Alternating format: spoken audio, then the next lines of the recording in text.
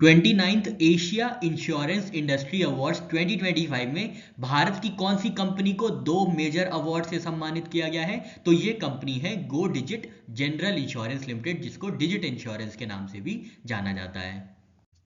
29th Asia insurance industry awards को आयोजित किया गया था सिंगापुर में, और इसको ऑर्गेनाइज किया गया था एशिया इंश्योरेंस रिव्यू द्वारा, जिसमें डिजिट इंश्योरेंस जो कि भारत की कंपनी है, इनको दो मेजर अवार्ड से सम्मानित किया गया है।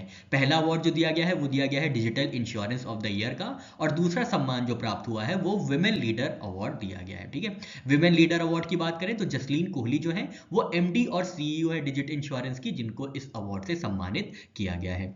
डिजिट इंश्योरेंस की बात करें तो इसकी एमडी और सीईओ है, हमने देखा, जसलीन कोहली, जिनको women leader of the award से सम्मानित किया गया है। इसका हेडक्वार्टर्स है बेंगलुरु और स्टैब्लिश किया गया था साल 2016 में।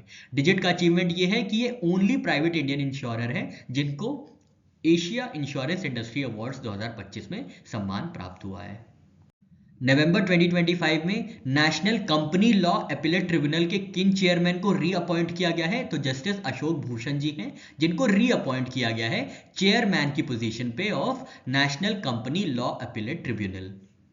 7 नवंबर 2025 को national company law appellate tribunal में रीअपॉइंट किया गया है जस्टिस अशोक भूषण जी को एज इट्स चेयरमैन। ठीक है, तो याद रखना है चेयरमैन की पद पे इनको रीअपॉइंट किया गया है जस्टिस अशोक भूषण जी को। इनका टेन्योर रहेगा 4 जुलाई 2026 तक का, ऑन अटेनिंग एज ऑफ 70, मतलब 70 वर्ष पूरे होने के बाद एनसीएलटी के चेयरमैन जो है वो रिटायर हो जाते हैं।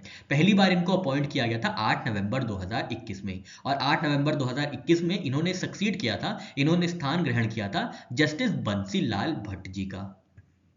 नवंबर 2025 में कहां पे, भारत की कौन सी जगह पे 6 नई बटरफ्लाई स्पीशीज को डिस्कवर किया गया है? तो ये है Simong community reserve, Siang valley, अपर सियांग डिस्ट्रिक्ट, अरुणाचल प्रदेश। तो अरुणाचल प्रदेश के सियांग जिले में 6 नई बटरफ्लाई स्पीशीज को डिस्कवर किया गया है नवंबर 2025 में।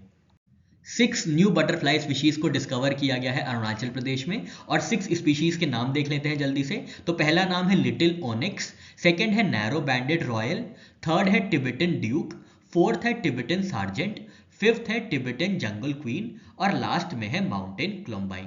तो आपसे ये पूछ लीजिए, ये पूछेगा, ये 6 में किसी एक का नाम दे देगा और बताया पूछेगा आपसे कि ये कौन सी स्पीशी को बिलोंग करते हैं। तो आपको याद रखना है ये सारी बटरफ्लाई स्पीशीज है जिनको डिस्कवर किया गया है अरुणाचल प्रदेश में। वर्ल्ड अर्बनिज्म डे 2025 की थीम क्या है? इसकी थीम है विद प्लानिंग वी कैन, और हर वर्ष इसको ऑब्जर्व किया जाता है 8 नवंबर को। पहली बार इसको ऑब्जर्व किया गया था 1949 में। नवंबर 2025 तक वंदे भारत ट्रेन की कितनी सर्विसेज ऑपरेशनल हैं? तो 164 सर्विसेज वंदे भारत ट्रेन की ऑपरेशनल है नवंबर 2025 तक, और हाल में ही 4 नई सर्विसेज को भी शुरू किया गया है। नवंबर 2025 में प्रधानमंत्री नरेंद्र मोदी जी ने 4 नई वंदे भारत ट्रेन्स को फ्लैग ऑफ किया है, और इन वंदे भारत ट्रेन्स को डेवलप किया गया है इंटीग्रल कोच फैक्ट्री तमिलनाडु में। Total operational Vande Bharat trains जो अब हो गई हैं इनको मिला के तो 164 हो गई हैं। नए रूट्स जो इंट्रोड्यूस किए गए हैं उनके बारे में देख लेते हैं। तो पहला रूट है बनारस से खजुराहो का, सेकेंड रूट है लखनऊ से सहारनपुर का, थर्ड रूट है फिरोजपुर से दिल्ली का, और फोर्थ रूट है बेंगलुरु से एर्नाकुलम का। तो 4 नए रूट्स इंट्रोड्यूस किए गए हैं वंदे भारत ट्रेन्स के लिए। टेलीकॉम और साइबर सिक्योरिटी इनोवेशन के लिए सेंटर ऑफ एक्सीलेंस स्टैब्लिश करने के लिए कौन सी दो ऑर्गेनाइजेशंस ने एमओयू साइन किया है? तो ये दो ऑर्गेनाइजेशंस है IIT Gandhinagar and C dot, centre of department of telematics. ठीक है, सी डॉट और आईआईटी गांधीनगर ने सेंटर ऑफ एक्सीलेंस को स्टैब्लिश करने के लिए एमओयू साइन किया है।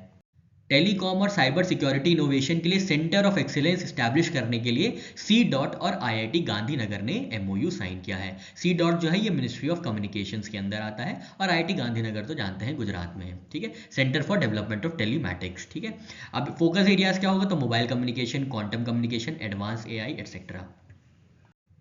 हाईवे सेफ्टी को एनहांस करने के लिए और यूजर कन्वीनियंस को बढ़ाने के लिए किन दो ऑर्गेनाइजेशंस ने एमओयू साइन किया है? तो ये दो ऑर्गेनाइजेशन है गूगल इंडिया और national highway authority of India. तो एनएचएआई और गूगल इंडिया ने एमओयू साइन किया है हाईवे सेफ्टी के लिए और यूजर कन्वीनियंस को एनहांस करने के लिए। NHAI और गूगल इंडिया के बीच MOU साइन किया गया है, जिसके अंतर्गत हाईवे सेफ्टी और यूजर कन्वीनियंस को एनहांस किया जाएगा। इसमें जो प्लेटफॉर्म का इस्तेमाल होगा वो होगा API सेतु का, एप्लीकेशन प्रोग्रामिंग इंटरफेस सेतु। इसका पर्पस होगा रियल टाइम अथॉरिटेटिव इंफॉर्मेशन दिया जा सकेगा हाईवेज पे, ताकि एक्सीडेंट्स और ट्रैवल डिलेज को कम किया जा सके। कोलैबोरेशन की बात करें तो गूगल मैप्स को इंटीग्रेट किया जाएगा जेमिनाई AI के साथ एडवांस नेविगेशन के लिए। भारत के कौन से राज्य ने लॉन्च किया है पहली बार women's wellness on wheels vehicle? तो ये राज्य है तमिलनाडु, जिन्होंने लॉन्च किया है women's wellness on wheel vehicle, women wellness on wheels vehicle. Women's wellness on wheel vehicle initiative जारी किया गया है गवर्नमेंट ऑफ तमिलनाडु द्वारा, जिसका ऑब्जेक्टिव ये होगा कि अर्ली डिटेक्शन और प्रिवेंशन किया जाएगा ब्रेस्ट और सर्वाइकल कैंसर का महिलाओं में। तो इसको रोकने के लिए, ब्रेस्ट और सर्वाइकल कैंसर के अर्ली डिटेक्शन और प्रिवेंशन के लिए women wellness on wheels initiative launch किया गया है तमिलनाडु सरकार द्वारा। इसका टोटल बजट होगा 41 करोड़ रुपीस का। कवरेज जो होगा वो 38 मोबाइल यूनिट्स अक्रॉस 38 डिस्ट्रिक्ट जो है डिप्लॉय की जाएंगी। इसके अंतर्गत ब्रेस्ट और सर्वाइकल कैंसर से रिलेटेड मोबाइल स्क्रीनिंग प्रोवाइड की जाएगी। डेटन लिटरेरी पीस प्राइज 2025 में Holbrooke distinguished achievement lifetime achievement award से किसको सम्मानित किया गया है? तो सलमान रुश्दी जी हैं, जिनको Holbrooke distinguished achievement lifetime achievement award से सम्मानित किया गया है। डेटन लिटरेरी पीस प्राइज 2025 में एक कैटेगरी होती है जो कि लाइफ टाइम अचीवमेंट अवार्ड जिसको बोला जाता है, जिसको प्राप्त हुआ है वो है सलमान रुश्दी जी। अवार्ड का नाम क्या होता है? तो एम्बेसडर रिचर्ड सी होलब्रुक डिस्टिंग्विश्ड अचीवमेंट अवार्ड। ये एक लाइफ टाइम अचीवमेंट अवार्ड होता है जो डेटन लिटरेरी पीस प्राइज के अंदर दिया जाता है, जिसमें कैश प्राइज जो होता है वो $10,000 का होता है। इस अवार्ड का रीजन क्या होता है? तो आउटस्टैंडिंग लिटरेरी कॉन्ट्रीब्यूशन और एडवोकेट करने के लिए फ्रीडम ऑफ एक्सप्रेशन को ये अवार्ड से सम्मानित किया जाता है। स्पेशल ओकेजन की बात करें तो 30th एनिवर्सरी थी डेटन पीस अकॉर्ड्स की, जिसको 1995 में साइन किया गया था। 2025 के फिक्शन विनर की बात करें डेटन लिटरेरी पीस प्राइज में, तो ये अवार्ड दिया गया है मार्टर को, जिसको लिखा गया है काविश अकबर द्वारा। इनको भी $10,000 का जो है सम्मान प्राप्त हुआ है, कैश प्राइज। और नॉन फिक्शन विनर जो रहे हैं वो रहे हैं द बर्निंग अर्थ, जो कि लिखी गई है सुनील अमृत जी द्वारा। डेटन लिटरेरी पीस प्राइज की बात करें तो इसको इंस्टीट्यूट किया गया था, एस्टैब्लिश किया गया था 2006 में। नवंबर 2025 में ताइवान की कौन सी बैडमिंटन स्टार है जिन्होंने अपना रिटायरमेंट अनाउंस किया है? तो ये बैडमिंटन स्टार है ताई जू यिंग। ताई जू यिंग जो है ताइवान की है और ये बैडमिंटन स्टार है जिन्होंने अपना रिटायरमेंट अनाउंस किया है 2025 में। नवंबर 2025 में ताइवान की बैडमिंटन स्टार है जिनका नाम है ताई जू यिंग, इन्होंने अपना रिटायरमेंट अनाउंस कर दिया है और रिटायरमेंट में इनकी एज जो है वो 31 ईयर्स की है। इन्होंने अपने करियर की शुरुआत 2007 में की थी और 16 साल का इनका करियर रहा है। ओलंपिक मेडल की बात करें तो ये ताइवान की पहली फीमेल बैडमिंटन थी जिनको ओलंपिक मेडल मिला था। कब मिला था? तो मिला था टोक्यो ओलंपिक्स में, सिल्वर मेडल प्राप्त हुआ था ताई जू यिंग को, और ये वर्ल्ड नंबर 1 के माइलस्टोन पे भी पहुंची थी। पहली ताइवान की वुमेन बैडमिंटन प्लेयर थी जो कि वर्ल्ड नंबर 1 पे पहुंची थी दिसंबर 2016 में। ठीक है, तो ये भी एक अच्छा सा इनका अचीवमेंट है, याद रखिएगा। 2026 में एशियन यूथ आर्चरी चैंपियनशिप कौन सा देश होस्ट करेगा? तो ये देश है UAE, यूनाइटेड अरब अमीराट्स, जो कि आयोजित करेगा 2026 में एशियन यूथ आर्चरी चैंपियनशिप। नवंबर 10, 2025 को अनाउंस किया गया है कि 2026 का एशियन यूथ आर्चरी चैंपियनशिप आयोजित किया जाएगा, होस्ट किया जाएगा यूनाइटेड अरब अमीराट्स द्वारा। ठीक है, तो बस इतना याद रखना है। और इसको अनाउंस किया गया है एशियन आर्चरी फेडरेशन कांग्रेस, जिसको ढाका बांग्लादेश में आयोजित किया गया था। इसी दौरान UAE की बिड को फाइनलाइज किया गया है। को ऑप कुंभ 2025 नई दिल्ली में किसने इनॉग्रेट किया है? तो ये इनॉग्रेट किया गया है यूनियन मिनिस्टर अमित शाह जी द्वारा, जो कि ministry of cooperation and ministry of home affairs को संभालते हैं। तो को ऑप का क्या मतलब है यहाँ पे? कोऑपरेटिव कुंभ। ठीक है, तो इसका शॉर्ट फॉर्म है को ऑप कुंभ 2025। को ऑप कुंभ, जिसको international conference on urban cooperative credit sector भी बोला जाता है, इसको आयोजित किया गया था नई दिल्ली में 10 नवंबर 11 नवंबर 2025 के बीच में, और इसको इनॉग्रेट किया गया था यूनियन मिनिस्टर अमित शाह जी द्वारा।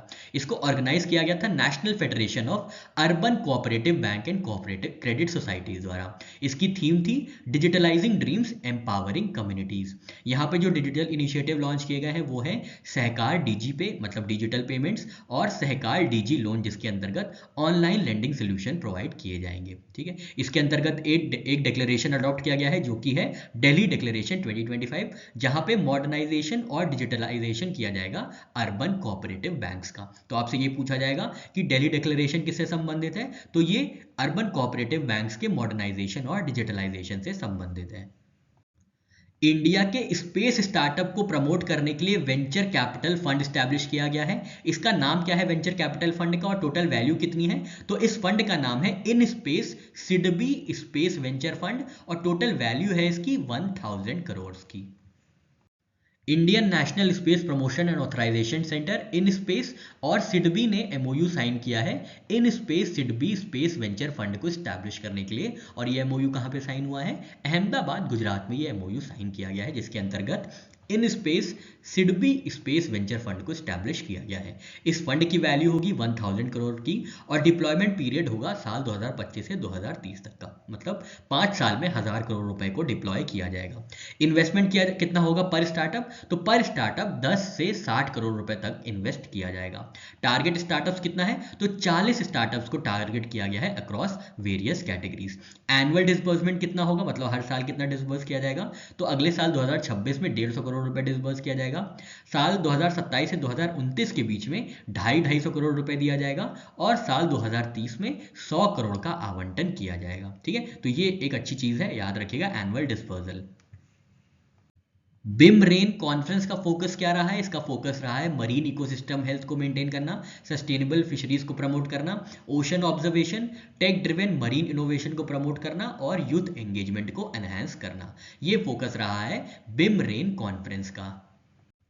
पहली बार बाईइनियल बिम रेन कॉन्फ्रेंस आयोजित की गई थी। बिम रेन का पूरा नाम है BIMSTEC India marine research network. तो बिम रेन कॉन्फ्रेंस आयोजित की गई थी कोची केरला में। ठीक है, इसके अंतर्गत जो फोकस एरियाज थे हमने देखे marine ecosystem health, sustainable fisheries, ocean observation, youth engagement etcetera. बिमरेन की बात करें तो इसको अनाउंस किया गया था नरेंद्र मोदी जी द्वारा कोलंबो बिमस्टेक समिट 2024 में और इसको लॉन्च किया गया था साल 2024 में by ministry of external affairs. ठीक है, तो बिमरेन के बारे में भी याद रखिएगा, 2022 में इसका अनाउंसमेंट हुआ था नरेंद्र मोदी जी द्वारा। किस बिमस्टेक में, तो कोलंबो बिमस्टेक समिट में, और इसको लॉन्च किया गया था 2024 में by ministry of external affairs. Exercise Brahmashira क्या है और इसको कहां पे कंडक्ट किया गया था, तो एक्सरसाइज ब्रह्मशीरा जो है ये Indian army led multi domain exercise है जिसको कंडक्ट किया गया था गुजरात के कच्छ एरिया में। एक्सरसाइज ब्रह्मशीरा को कंडक्ट किया गया था Rann and creek sector Kutch Gujarat में। इसमें पार्टिसिपेंट्स थे Indian army, Indian navy, Indian air force, Indian coast guard और बॉर्डर सिक्योरिटी फोर्स। और ये multi domain operational readiness and joint capabilities exercise थी। Time out city life index 2025 में एशिया के किस शहर ने हैप्पीनेस चार्ट में टॉप किया है, तो ये सिटी है इंडिया की मुंबई, जो कि रैंक की है highest as happiest city in Asia in 2025। City life index 2025 को रिलीज किया गया है टाइम आउट द्वारा, जो कि यूके बेस्ड ऑर्गेनाइजेशन है। इसमें हैप्पीएस्ट सिटीज इन एशिया की बात करें तो फर्स्ट रैंक पे है मुंबई, सेकंड रैंक पे है बीजिंग और थर्ड रैंक पे है चाइना। बात करें happiest cities in the world की, तो टॉप 5 में टॉप फर्स्ट पे है, मतलब फर्स्ट पे है अबू धाबी, यूएई की कैपिटल है जो, सेकंड पे है कोलंबिया की सिटी मेडलिन, थर्ड पे है साउथ अफ्रीका की सिटी केप टाउन, फोर्थ पे है मेक्सिको सिटी मेक्सिको की, और फिफ्थ पे है मुंबई इंडिया की सिटी। तो इंडिया मुंबई जो है ये हैप्पीएस्ट सिटी इन एशिया है और वर्ल्ड में फिफ्थ हैप्पीएस्ट सिटी बनी है मुंबई।